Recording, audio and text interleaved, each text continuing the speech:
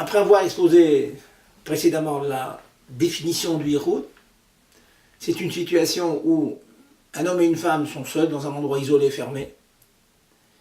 Il y a aussi interdiction de yichud dès l'instant que l'on est dans un endroit qui n'est pas fréquenté. Même le jour, ceci est interdit. Imaginons qu'un homme et une femme soient dans un champ, au bord de la mer, dans des périodes, en hiver par exemple, ou dans des endroits isolés. C'est tout à fait ouvert, mais il n'y a personne.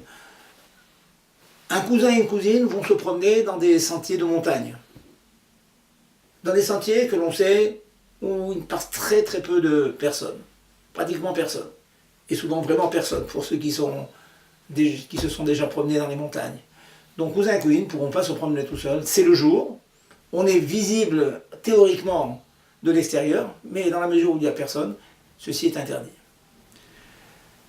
Conséquence immédiate de ceci, c'est que lorsque un garçon sort avec sa kala, avec sa fiancée, l'élégance veut que, bien sûr, après la rencontre, il raccompagne la Méchoudéchet, la fiancée, chez elle. Eh bien, il arrive parfois qu'il la raccompagne la nuit, déjà tard. Et il arrive parfois qu'en voiture, il passe dans des endroits pendant 10 minutes, un quart d'heure complètement isolés. Pour ceux qui sont dans la région parisienne, ils savent très très bien. On peut passer dans une grande forêt et être en situation de yichud, bien qu'il soit en voiture.